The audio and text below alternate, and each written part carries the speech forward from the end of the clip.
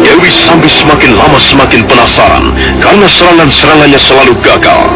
Meisin seperti mempunyai 1000 mata, 1000 telinga, dan pertarungan mereka semakin lama semakin bergeser menjauh. Mereka semakin jauh meninggalkan gerobak kuda. Sekarang mereka bertarung di atas sebuah bukit yang kanan kirinya banyak ditumbuhi pohon-pohon meranggas. Ratanja dan Wali Kadep terus mengikuti mereka dari jarak yang cukup jauh.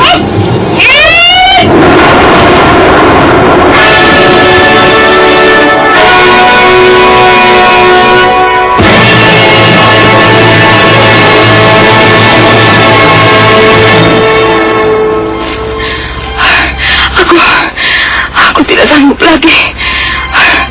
Aku tidak mempunyai tenaga lagi. Aku kalah. Kaulah yang menang, Meisin. Aku kalah. Tidak, Dewi Sambi. Tidak ada yang kalah dan tidak ada yang menang di antara kita. Kau tidak perlu merendah hati seperti itu. Kenyataannya kaulah yang menang. Aku tidak sanggup lagi meneruskan pertarungan ini. Sudahlah. Memang tidak ada gunanya kita teruskan pertarungan ini. Mungkin akulah yang bersalah. Aku telah banyak dosa dalam kehidupan di masa lalu. Aku telah berdosa. Berdosa besar kepadamu, Meisin. Sudahlah. Masih ada kesempatan untuk memperbaiki kesalahanmu. Untuk apa kita harus berputus asa? Serahkan semuanya kepada Yang Maha Kuasa. Maafkan aku, Meisin. Maafkanlah Dewi Sambi. Sekarang aku baru menyadari bahwa selama ini aku berjalan di jalan yang salah. Aku hidup di kubangan lumpur dosa. Aku tinggal dalam dunia yang gelap gulita. Maafkan aku, Meisin. Kau telah membawa lampu penerangan untuk memberi cahaya dalam hidupku yang senantiasa diliputi kegelapan. Terima kasih, Meisin. Memang demikianlah seharusnya, Dewi Sambi. Ada kalanya manusia diberi lupa, dan ada kalanya manusia diberi ingat. Ingat dan lupa adalah perabot manusia dalam menempuh kehidupan ini. Dan karena manusia pada dasarnya lemah, maka kita senantiasa diwajibkan memohon dan berdoa kepada Yang Maha Kuasa. Sudahlah, Dewi Sambi. Berdirilah. Jangan berlutut di situ. Aku menyesal sekali. Aku ingin menangis. Aku ingin berteriak sekuat-kuatnya. Oh, para dewa, penguasa jagat semesta alam, dengarkanlah ratapanku ini. Dengarkanlah rintihan hati Dewi Sambi. Ampunilah dosa-dosaku di masa lalu. Jangan lepaskan diriku. Dan jangan biarkan aku berjalan sendirian. Sungguh berat hidup manusia. Sungguh rapuh jiwa manusia yang tidak pernah menyebut asal-usulnya.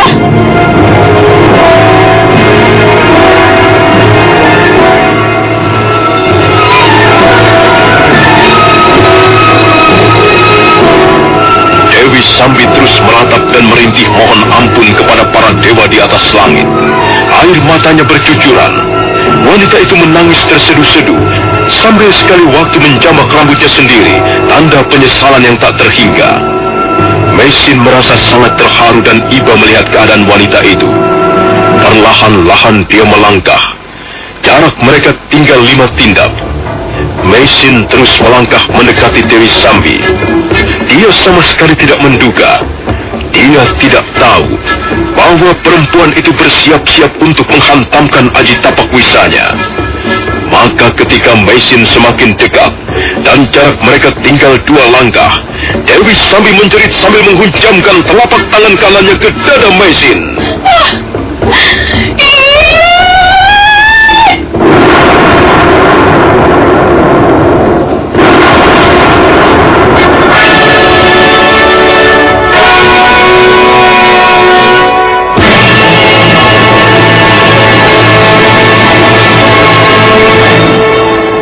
Maisin terkejut. Dia sama sekali tidak menduga bahwa Dewi Sambi akan memukulnya dengan dahsyat. Dia tersentak sesaat lamanya.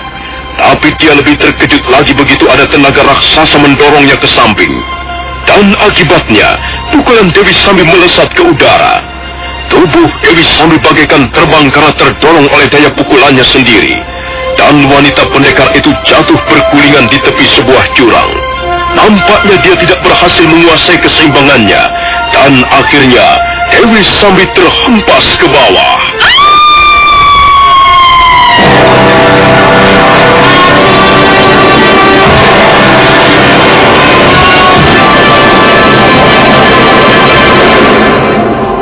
Maisin segera bangkit kembali sambil merapikan pakaiannya.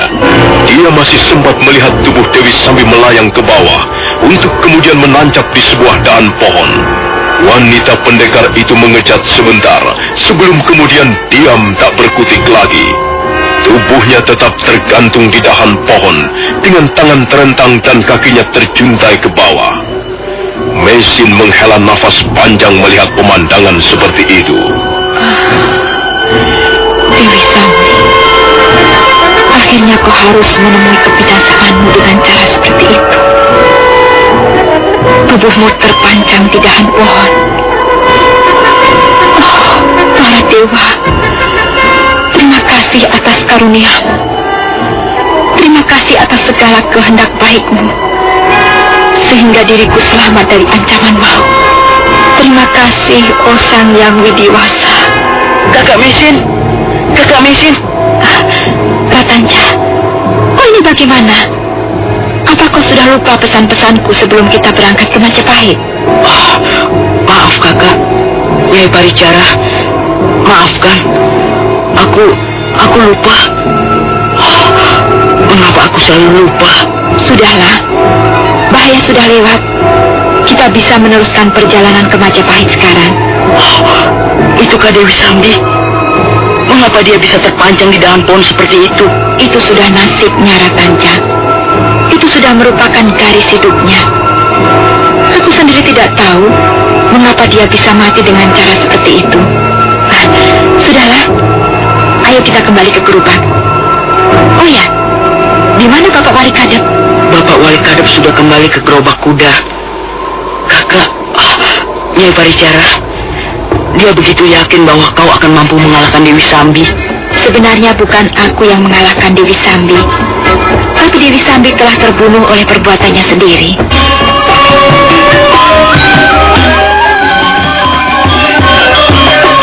Maisin mengajak Ratanja kembali ke gerobak kuda yang terletak di jalan raya. Sementara itu tubuh Dewi Sambi masih terpancang di dahan pohon, entah sampai kapan.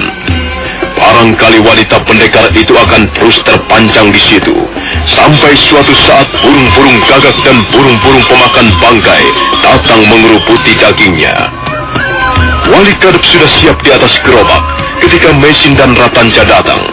Maka setelah segala sesuatunya beres, Maisin mengajak Wali Kadep berangkat meneruskan perjalanan ke Majapahit. Dan gerobak kuda itu pun berderak-derak maju perlahan-lahan, makin lama makin cepat, meluncur di atas jalan berbatu.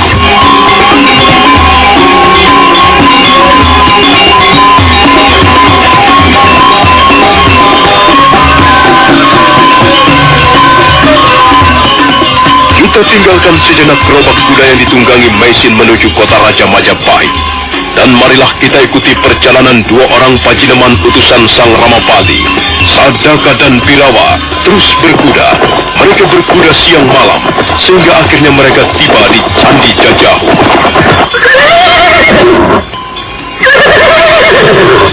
Kita sudah sampai di Candi Jajahu, Birawa. Lihatlah, puncak Bukit Penampihan sudah kelihatan dari sini. Lihat telunjukku ini.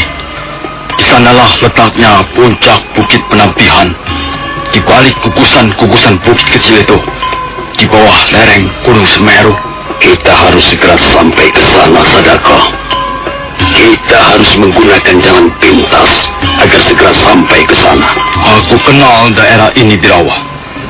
Aku tahu jalan pintas, walaupun jalan itu agak berbahaya. Itu tidak jadi soal. Yang penting kita cepat sampai ke sana. Kita harus datang lebih dulu dari Kamandanu dan Sakauni. Kalau begitu, ayolah, ikuti aku. Kita menggunakan jalan pintas. Kita terpaksa memutar sedikit, kemudian naik ke atas lereng Semeru. Ayo ikuti aku. Hiya, hiya, hiya, hiya, hiya.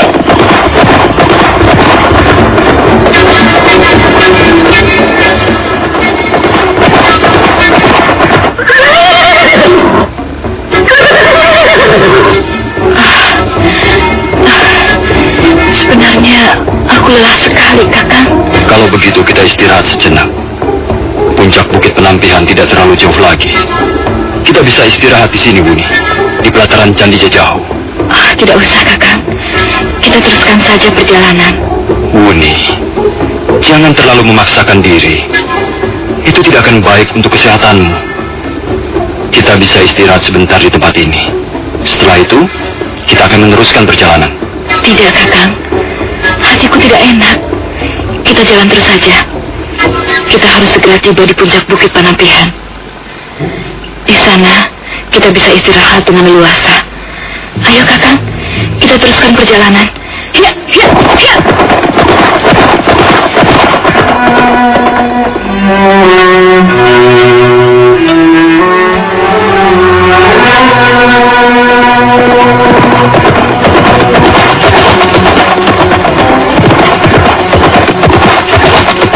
Sementara itu, Sadaka dan Birawa yang mengambil jalan pintas sudah lebih dulu tiba di pintu pertama menuju puncak Bukit Penampihan.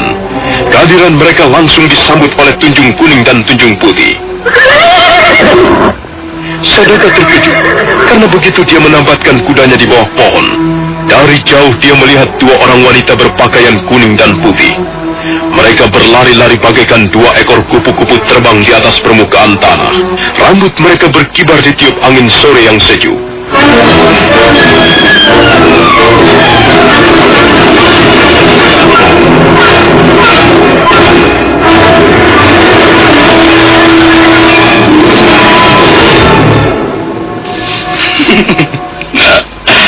Wah, lihat Birawa.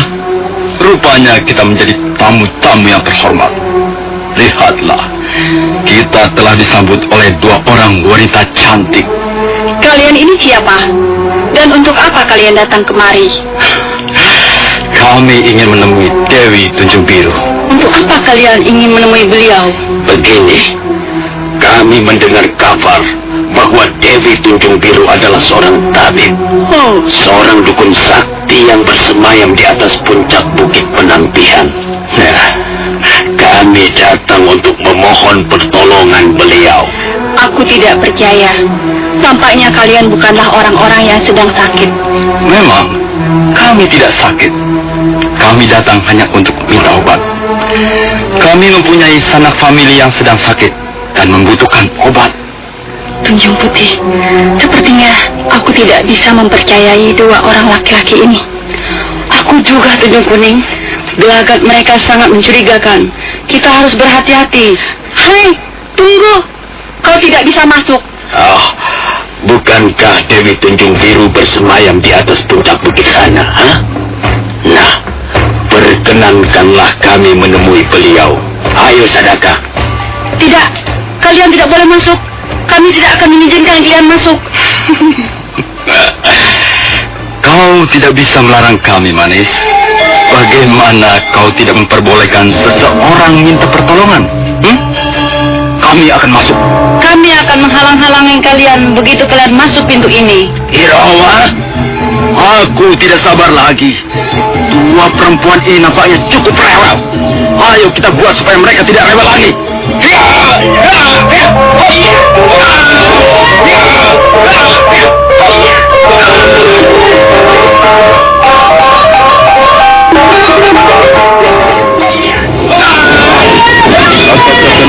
Segera menyerang Tunjung Putih dan Tunjung Kuning.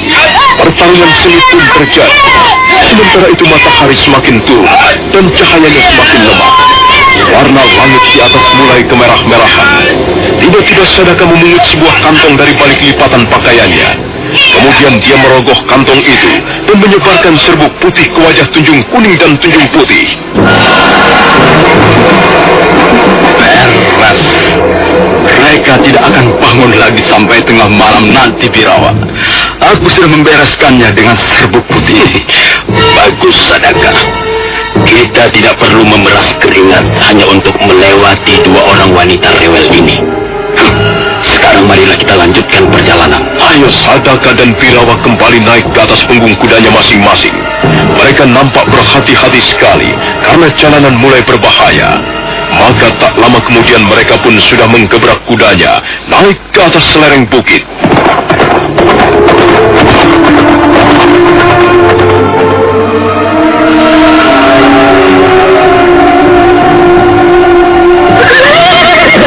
Sadaka dan Birawa menempatkan kudanya kembali di bawah pohon. Sekarang mereka bermaksud meneruskan perjalanan dengan kaki, karena lereng bukit penampihan mulai nampak terjal dan licin. Tapi belum sampai dia melangkah mendekati pintu kedua, mendadak di hadapan mereka sudah berdiri dua orang wanita cantik. Mereka adalah Tunjung Abang dan Tunjung Ireng.